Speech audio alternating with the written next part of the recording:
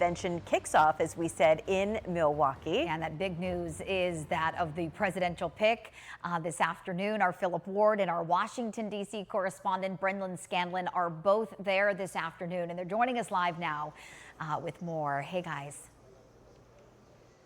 Hey, Kara and Amanda. Yeah, it's been a busy couple of hours here in Milwaukee. Not only do we know that J.D. Vance, Ohio Senator, is the vice presidential pick, but now officially, and you were there for that, Mr. Eddie, that Donald Trump is now, in fact, the Republican nominee. So what was that like? Walk me through that, being in there for that. Well, there was a lot of energy, you know, and everybody's excited. I mean, obviously everybody's happy that last weekend didn't turn into a tragedy, even though there wasn't one man killed.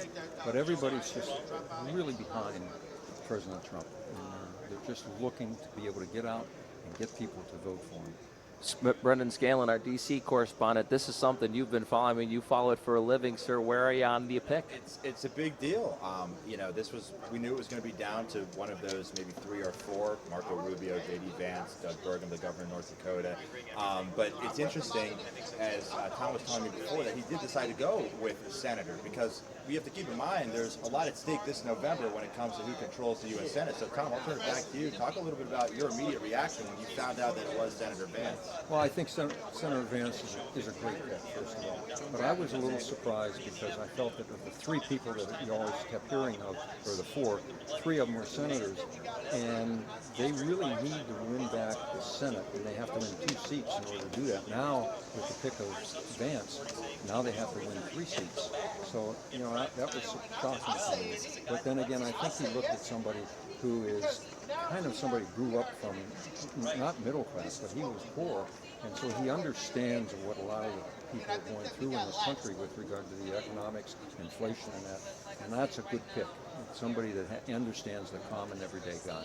We all know so well that if they say as goes Erie, as goes Pennsylvania, that's usually the presidency as well. Tom, how do you think that J.D. Vance will relate to Erie County voters in the upcoming election? Well, I think he's coming from right next door in Ohio, and Pennsylvania and Ohio aren't that much different. They're just hardworking people, you know, middle class people, steel industry, you know, blue collar, things of that nature, and I think J.D. Vance fits that profile exactly perfectly. What do you think, Brian? I mean, there's going to be a lot of things that we're going to still be watching for here, even though we do have the VP pick. Trump is officially the nominee. There's still going to be a lot happening. We're going to be talking with a lot of other folks that are going to be gathering here, so still a lot to come from this very busy week in Milwaukee. Beautiful, Brendan. We'll do it again at 5 o'clock. Tom, thank you so much for your time. We really appreciate it. All right, Kara and Amanda, as day 1 of the Republican National Convention kicks off here in Milwaukee, already a lot going on and certainly a lot more to come. We'll send it back to you.